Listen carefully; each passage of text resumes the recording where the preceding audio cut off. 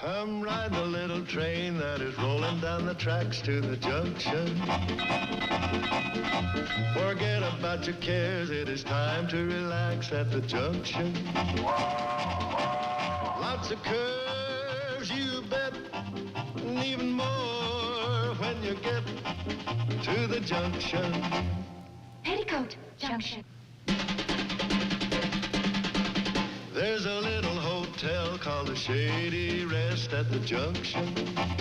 Petticoat Junction. It is run by Kate. Come and be her guest at the junction. Petticoat Junction. And that's Uncle Joe. He's a moving kind of slow at the junction. Petticoat Junction.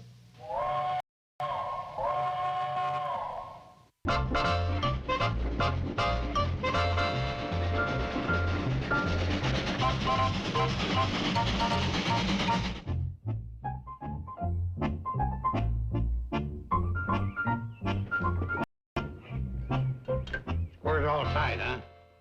What's this? Hold it. Let's get even with the stake. Oh, mercy. I'm taking a 2-inch advantage. Well, the rules are the rules, you know. Either you play by the rules or you don't. Okay. Of course, if you don't want to play by the rules, you don't. Sam, But it sure ain't horseshoe. crying out loud, will you keep your yap closed so I can get on with the game? Sure. When you got rules, you may as well follow them. How would you like a good luck charm growing out of your ear? Have you already played, honey? No, I'm still waiting. That's a two-man UN out there. They debate every point. Well, that's a point for me. Just a darn second. That's my shoe. Well, I win anyway. That shoe's closer. Mine is. Steve, come on down here and tell this hardhead that my shoe is closest to the stake. Not anymore, it ain't.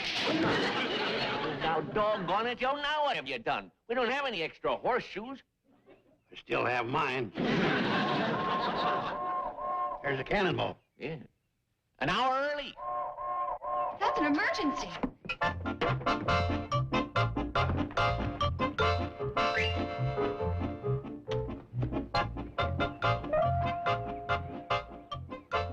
What's for sale?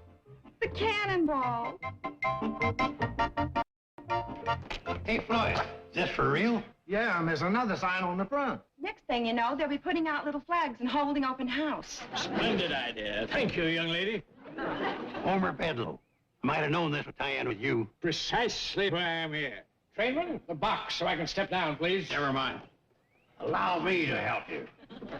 Hold on.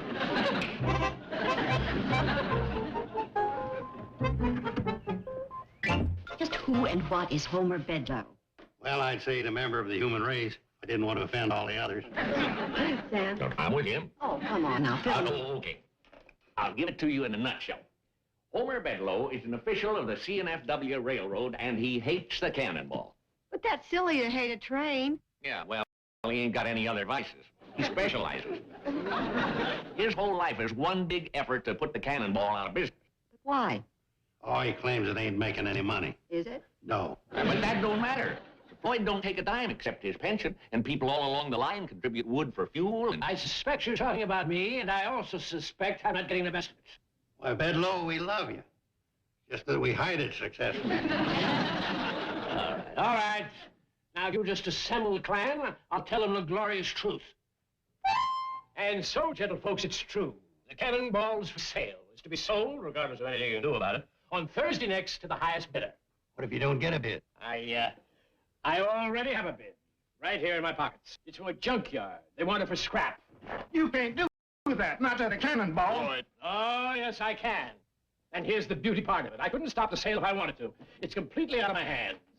That's right. The CNFW is to be absorbed by H. Green Company. Now, in case you're not familiar with H. Green Company, I'll tell you. It's large, powerful, and ruthless. Don't despair, folks. You can bid on your own bid. You have until Thursday. But remember, you have to top the bid I have here. I'll give you a little hint. It's in 4 figures. I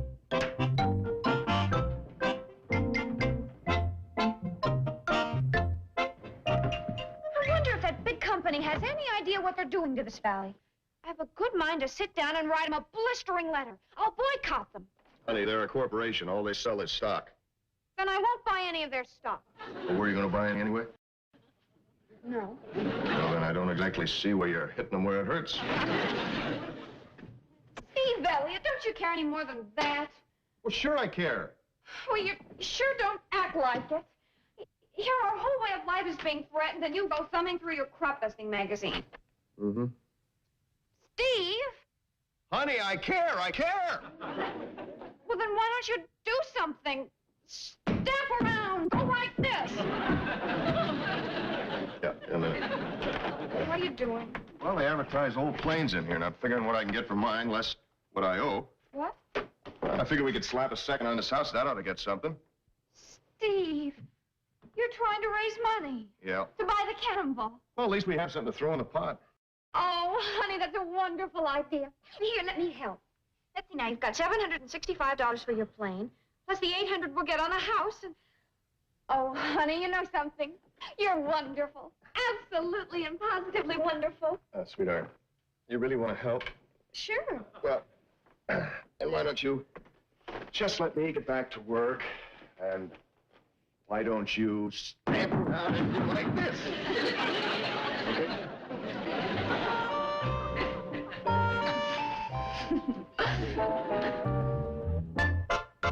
Well, I don't know about the rest of the people in the valley, but old Sam Drucker is going to meet the challenge. I'm going to put up this store toward meeting that bid. That's the spirit, Sam. Now I'll tell you what I'm going to do. What? I'm going to put up the cannonball. Roy, that's what we're bidding on. Oh, I guess that wouldn't work. No, especially since you don't own it.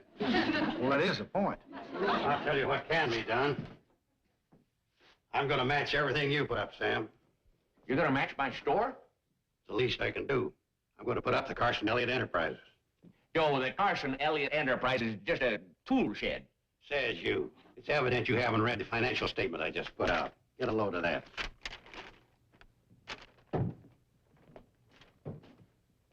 Financial statement. Carson Elliott Enterprises. Subsidiaries.